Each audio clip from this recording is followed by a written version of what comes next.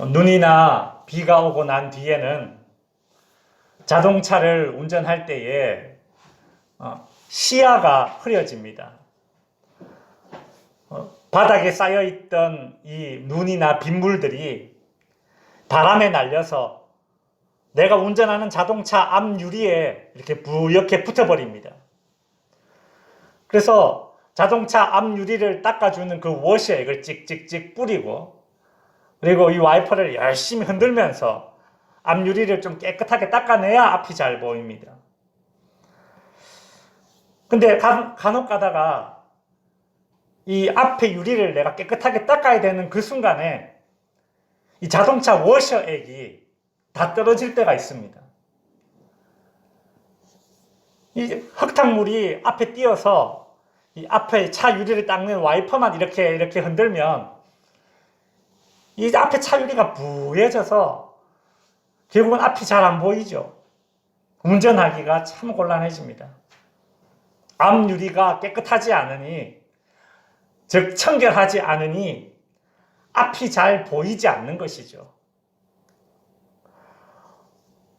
오늘 8복 가운데 6번째 복이 마음이 청결한 자에 관한 말씀을 다루고 있는데, 방금 제가 말씀드린 이 예화가 오늘 주님이 말씀하신 마음이 청결한 자는 복이 있나니 그들이 하나님을 볼 것이며 라는 말씀을 이해하는 데 좀 도움이 될 겁니다. 창문이나 혹은 이 안경이나 혹은 멀리 보는 어떤 그런 망원경들 있지요.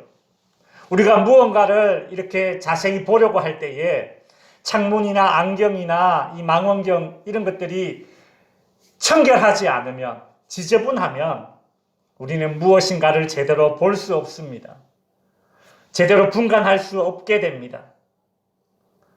마찬가지로 우리 신앙의 제일 큰 과제가 무엇인가 하면 우리가 하나님을 보는 것 아닙니까? 이 중요한 큰 이 신앙의 도전 과제를 우리가 완수하기 위해서는 우리의 마음이 청결해야 합니다. 근데 마음이 청결하지 못하면 우리 신앙의 제일 큰 소원인 하나님을 본다라는 것을 이룩하기가 참 불가능해지는 겁니다.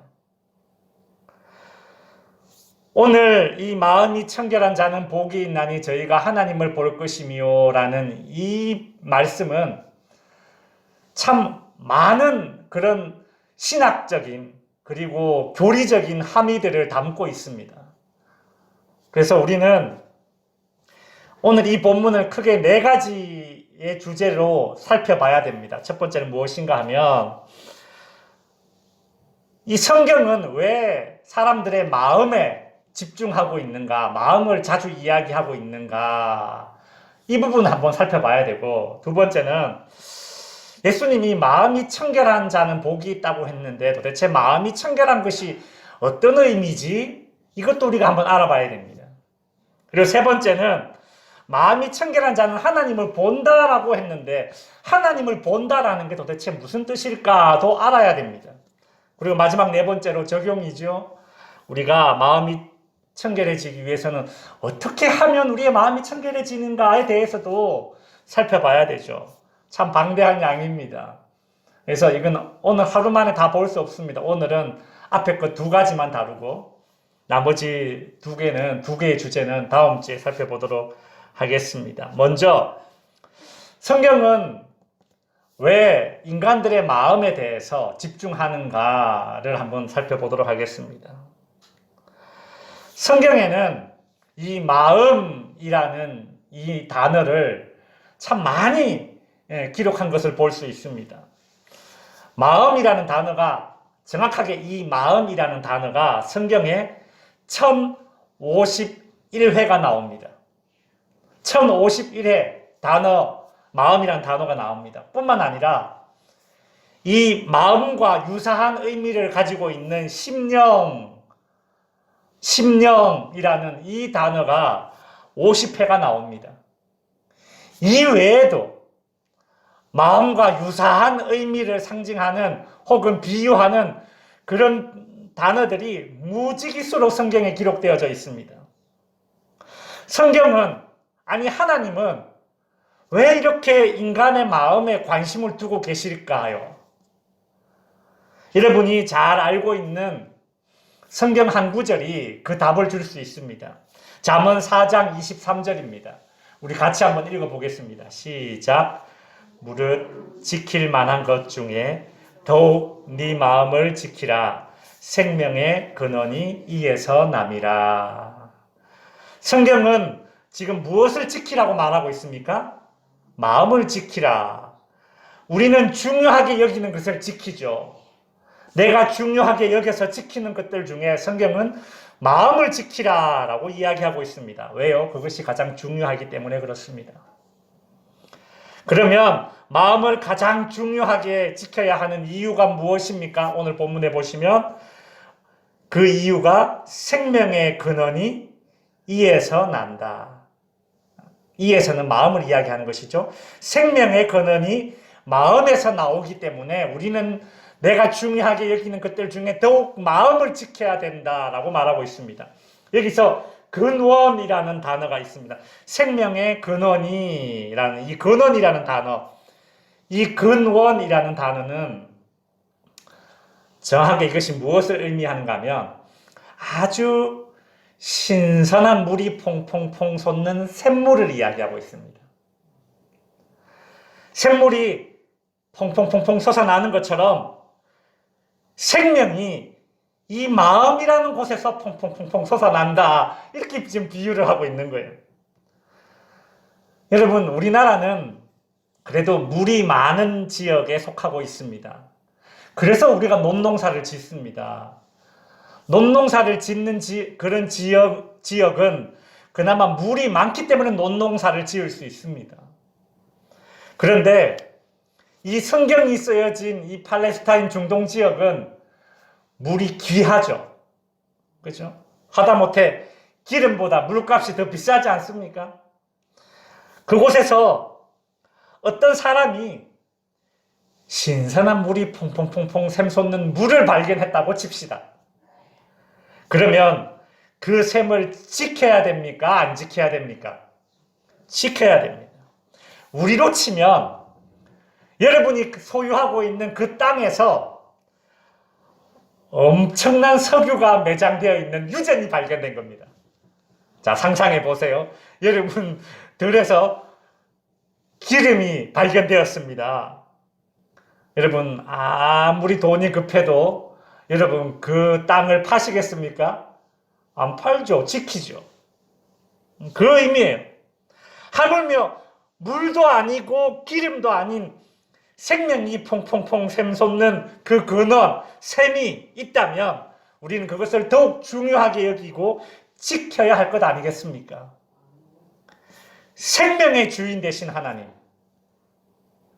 생명의 주인 되신 하나님께서 왜 사람들의 마음에 관심이 있는지를 우리는 이 성경 구절을 통해서 쉽게 이해할 수 있습니다.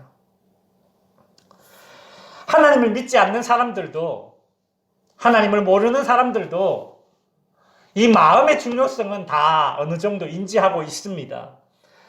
여러분, 그래서 우리가 흔히 쓰는 말로 모든 것은 다 마음 먹기 나름이다 라는 그런 말을 하지 않습니까? 네. 이것이 물론 이제 불교에서 나온 말입니다. 그 근원을 따져보면. 그러나 이제 속담처럼 사실 우리나라가 이 말을 하고 있잖아요. 모든 것은 다 마음 먹기 나름이지. 마음의 중요성을 사람들이 그만큼 인지하고 있습니다. 우리는 어떤 사고나 질병이나 사건이 내게 일어나서 내게 불행해졌다라고 보통 그렇게 생각합니다.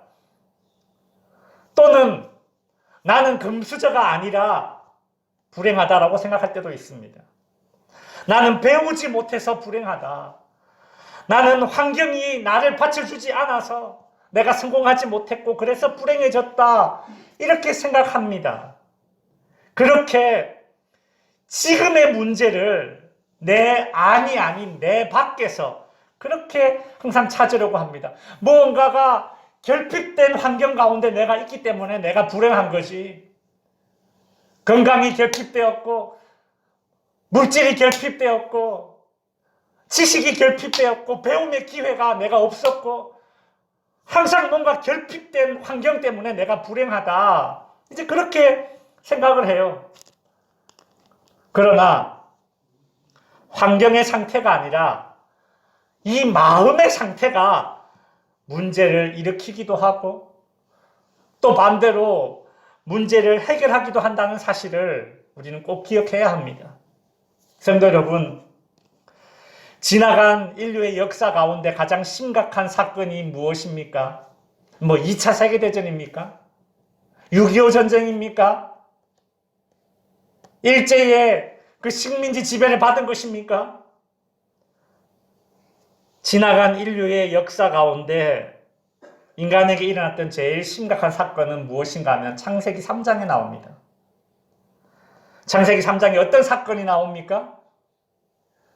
타락의 사건이 나옵니다. 죄의 문제입니다. 그런데 인간에게 제일 심각한 문제인 이 죄의 문제, 타락의 사건이 어떤 환경에서 일어났는지를 한번 생각해 봅시다. 우리는 보통 내 환경이 뭔가 결핍되어져 있기 때문에 항상 내가 불행하고 문제가 일어난다고 생각하지만 아닙니다. 여러분 창세기 3장에 보시면 에덴 동산에 살고 있던 아담과 하와에게 어떤 결핍이 있어서 그들이 타락했습니까? 아닙니다. 여러분 창세기 1장과 창세기 2장을 집에 가서 한번 시간 나실 때 꼼꼼히 한번 읽어보세요. 하나님께서 창조하신 이 세상 그리고 하나님께서 아담과 하와를 에덴 동산에 두셨는데 그곳의 상태가 결핍이라고는 찾아볼래야 찾아볼 수 없는 상태였습니다. 창세기 1장과 2장에 가장 많이 나오는 자주 언급되는 단어들을 살펴보면 이런 문장들이 창세기 1장과 2장에 많이 나옵니다. 보시기에 좋았더라. 각기 종류대로 씨를 맺고 열매를 맺고 그런 말이 나오죠. 또 번성하라라는 말이 나옵니다. 그리고 충만하라라는 말이 나옵니다. 복을 주시며라는 말이 나옵니다. 모든 것을 너희에게 주노니라는 말이 어디에 나옵니까? 창세기 1장과 2장에. 그것이 어떤 환경입니까? 아담과 하와가 죄를 짓기 전의 사건입니다. 그 환경입니다. 여러분 여기에 보면 뭔가 결핍되어 있구나 이런 생각이 드실 만한 문장이 나옵니까? 아닙니다. 에덴의 환경이라는 것은 정말 모든 것이 풍족한 그런 환경이었습니다. 여기 보시면 충만하다라는 단어가 나오지 않습니까? 우리가 성령 충만 이런 말을 쓰잖아요. 이것이 무엇인가 하면 차 기름 넣으러 가가지고 만땅 주세요. 그 만땅입니다. 여러분 제가 주유소에 가서 이제 기름을 넣으려고 딱 가면 주유원이 묻죠. 어떻게 드릴까요? 만땅요. 이렇게 이야기하면 심지어 어떤 주유원은 차 옆에 주유구에 기름이 줄줄 흐르도록 넣어줍니다. 그게 뭐예요? 충만이에요. 흘러 넘치는 게 충만이에요. 여러분 흘러서 가득 차고 흘러 넘치는 그 충만. 에덴 동산의 상태가 그랬다라는 겁니다. 그런데 보십시오. 인류 역사 가운데 가장 심각했던 사건, 타락의 사건, 죄의 문제가 어떤 환경에서 발생했다고요? 충만한 환경 가운데 발생했다라는 겁니다. 이것이 환경의 문제입니까? 환경이 결핍되어서 인간이 고통 가운데 불행하다 그렇게 말할 수 있겠습니까? 아닙니다. 환경의 상태가 문제가 아니라 마음의 상태가 문제인 것입니다. 마음의 상태.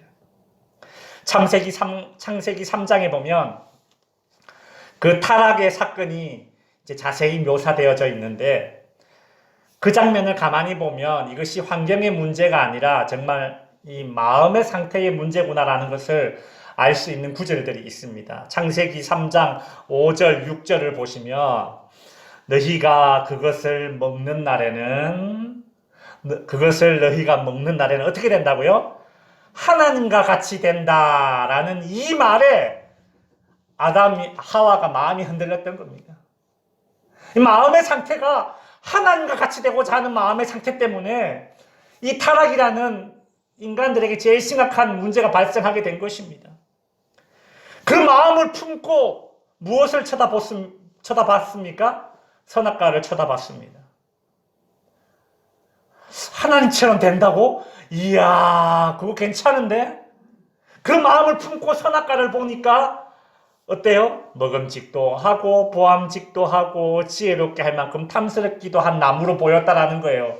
여러분, 제가 질문 하나 드리겠습니다. 선악과를 타락하는 그 순간 하와가 처음 봤을까요? 아니죠. 선악과는 늘 에덴 동산에 있었습니다. 아담과 하와가 거닐던 그 에덴 동산에 선악과는 늘 그 자리에 있었어요. 그런데 마음이 달라지고 나니 똑같은 것을 보고서도 달라지는 것입니다. 뭐가 문제였습니까? 환경이 달라진 게 있습니까? 아닙니다. 마음이 달라졌습니다. 그래서 인류의 가장 심각한 이 타락의 사건이 일어났던 것입니다. 그래서 예레미야 선지자는 이스라엘 백성들의 이 죄를 책망할 때에 예레미야 17장 1절에서 이렇게 말했죠. 같이 한번 읽어보겠습니다. 시작.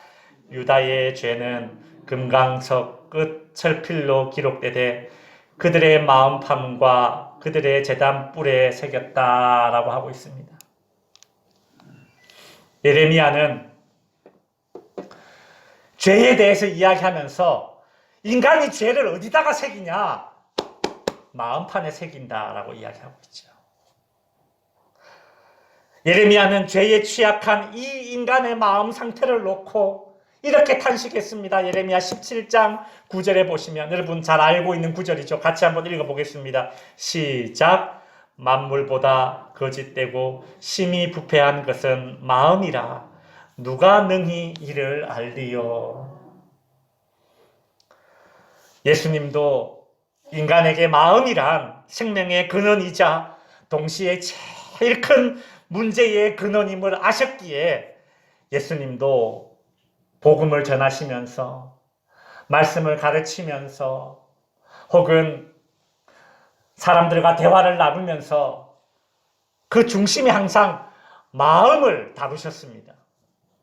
여러분, 예수님께서 비유로 하신 말씀 가운데 길가밭에 뿌려진 씨, 돌짝밭에 뿌려진 씨, 가시밭에 뿌려진 씨, 옥토밭에 뿌려진 씨, 이 씨 비유를 여러분 들어보셨죠? 예. 그것이 정확하게 이 마음의 상태를 이야기하고 있는 그 비유의 말씀 아닙니까?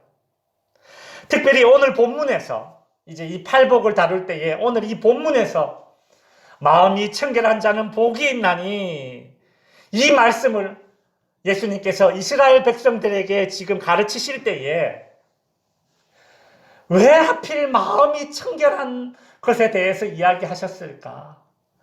뭐 다른 의복이나 혹은 뭐 몸이 청결한 것에 대해서 강조하신 것이 아니라 왜 이 마음이 청결한 것에 대해서 강조하셨을까?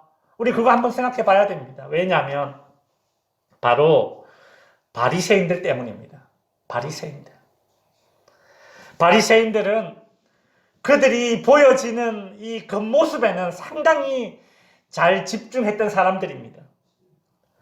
그들은 자신들의 겉상태, 즉 보여지는 상태에는 관심을 가졌습니다. 그러나 그들의 속상태, 이 마음의 상태에 대해서는 그들은 무심했습니다. 겉만 보면 이 바리새인들은 아주 청결한 자들입니다. 겉만 보면 이 바리새인들은 나무랄 데가 없는 자들이었습니다.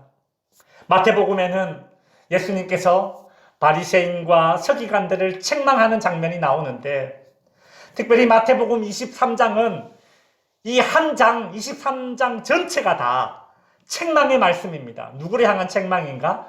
바리새인과 서기관을 향한 책망입니다.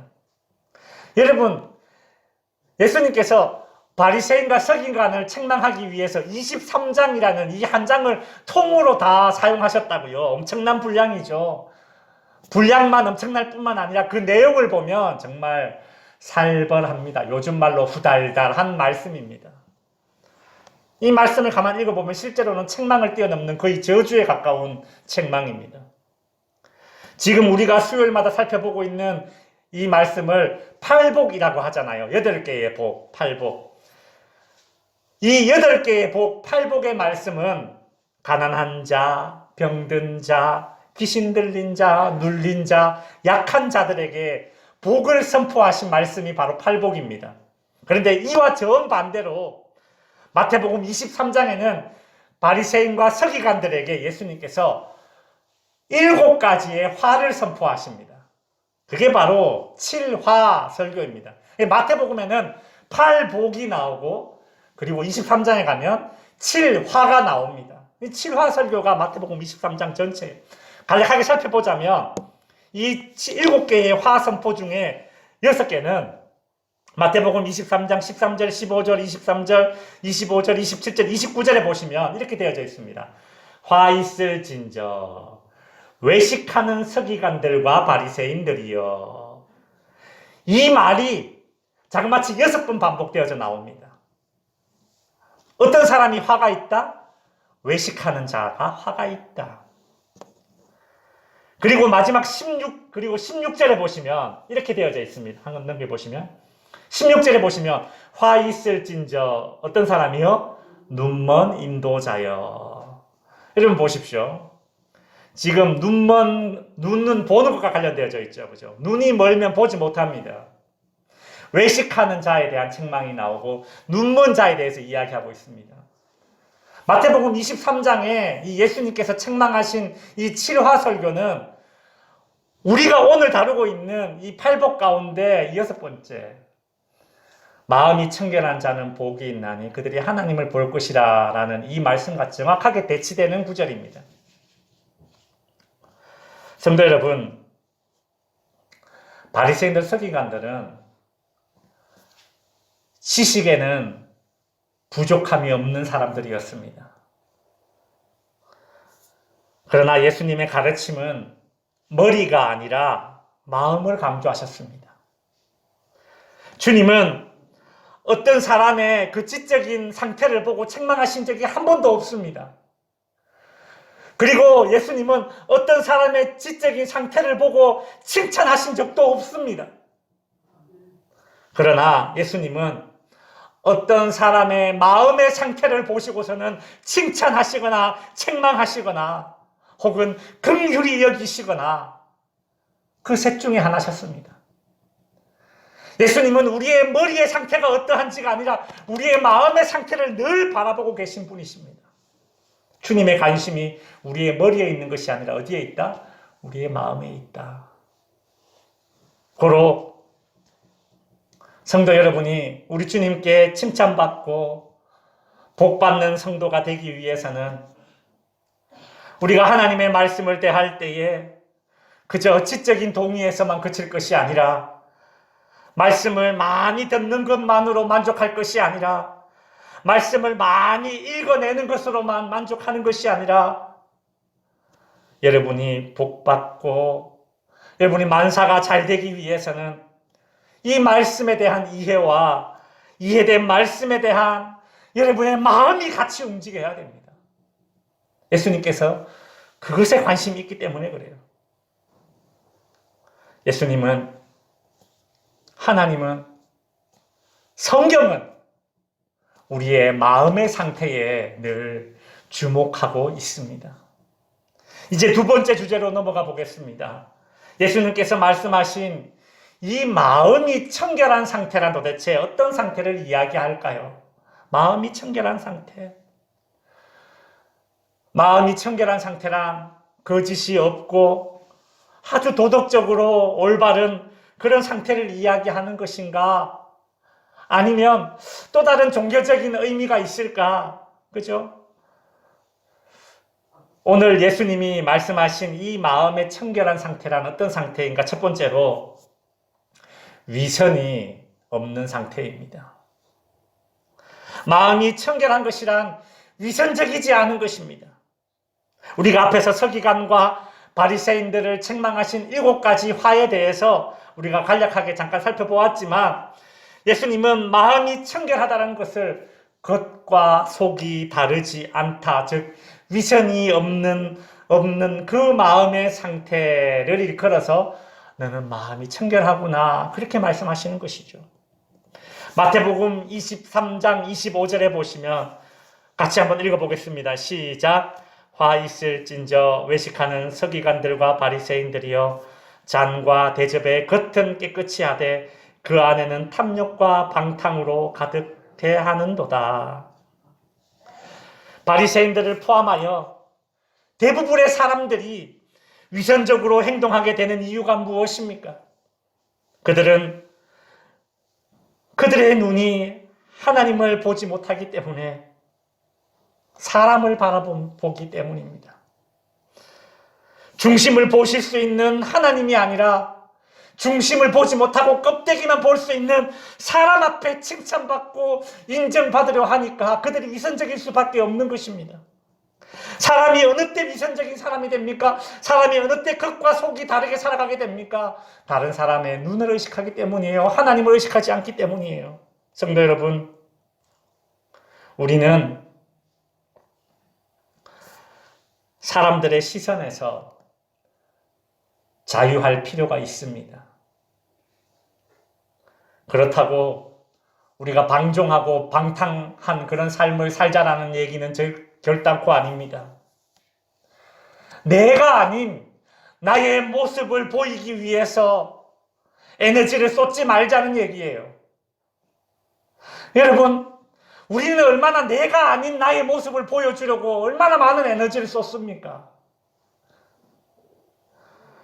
내가 아닌 좀 더 그럴싸한 나의 모습을 보여주기 위해서 그 쏟는 그 에너지와 그 열정을 주님을 위해 쏟는다면 틀림없이 지금의 나보다는 훨씬 나아지게 될 것입니다.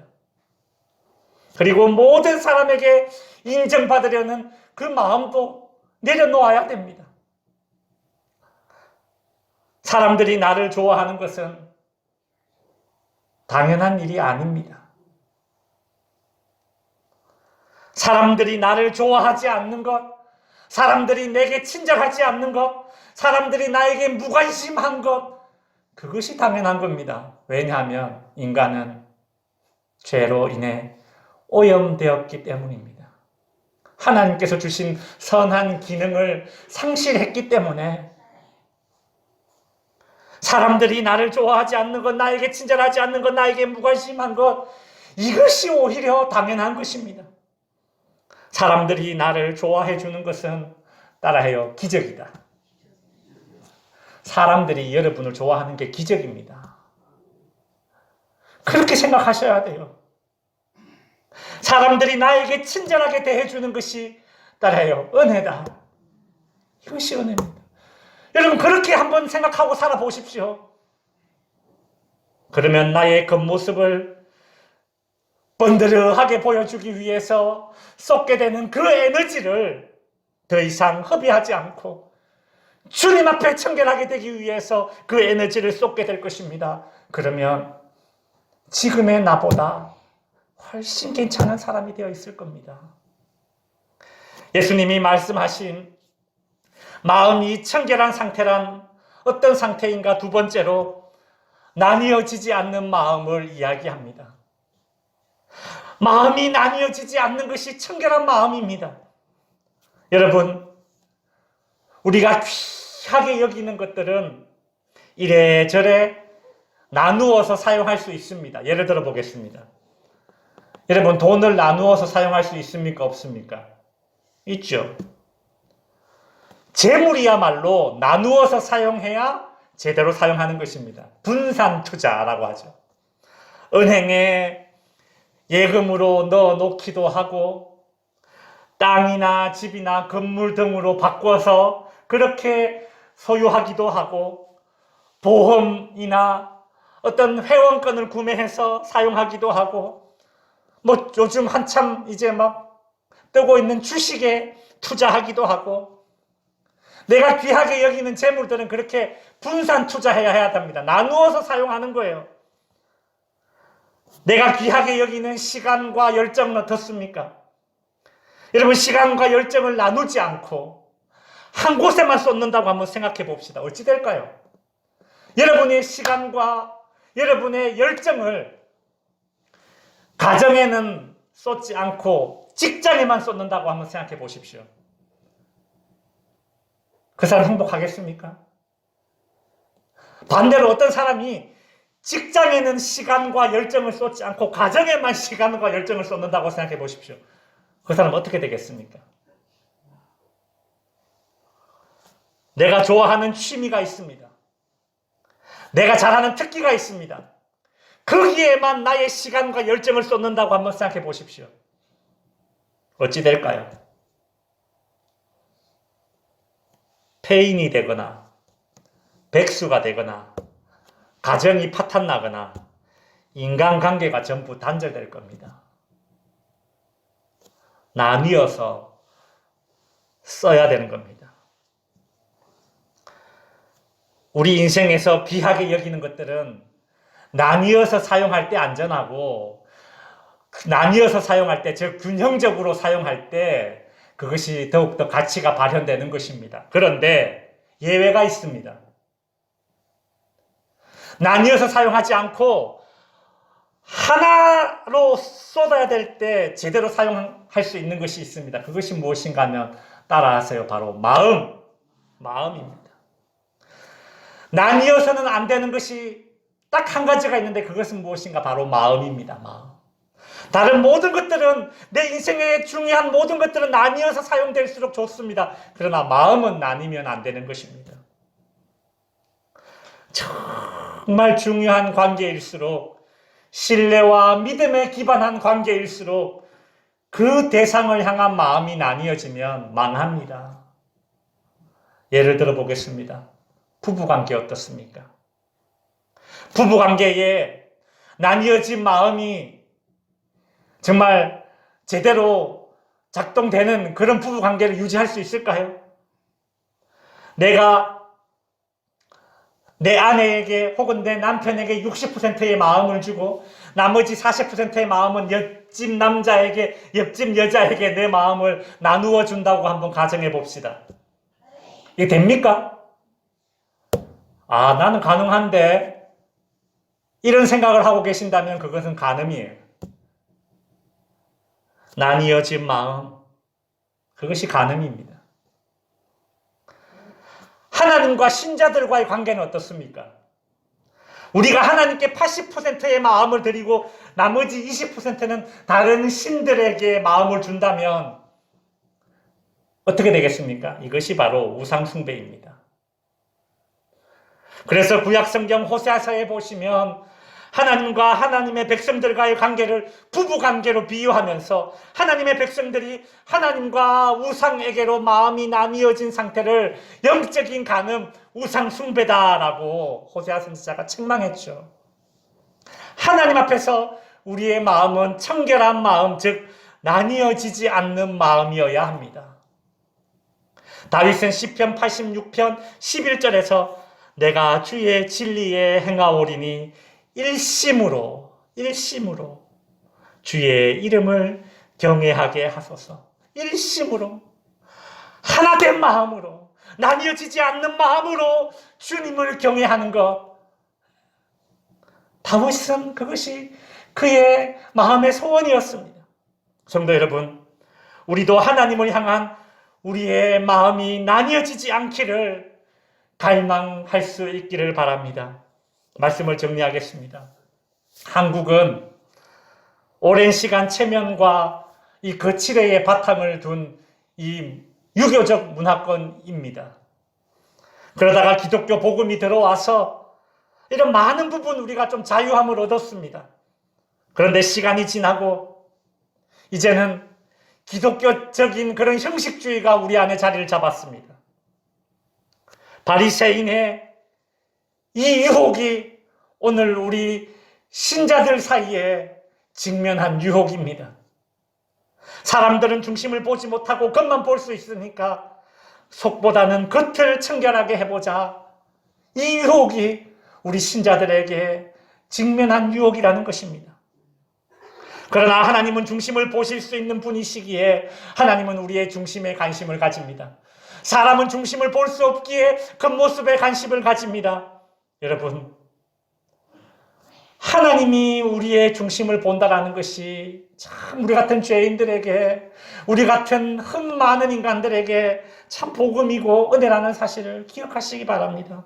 지금도 하나님은 마음이 청결한 자, 그 마음을 찾고 계십니다. 하나님은 지금도 마음이 청결한 자에게 복 주고자 하십니다. 마음이 청결한 자는 복이 있나니. 오늘 나와 정말 중요한 관계에 있는 모든 분들에게 겉과 속이 다르지 않는 마음, 나뉘어지지 않는 마음을 함께 공유할 수 있기를 바랍니다. 특별히 하나님에게, 특별히 하나님 앞에서 겉과 속이 다르지 않는 마음, 나뉘어지지 않는 마음으로 하나님 앞에 내 마음을 내어드리는 그런 마음이 청결한 자가 되시기를 주님의 이름으로 축원드립니다. 기도하겠습니다.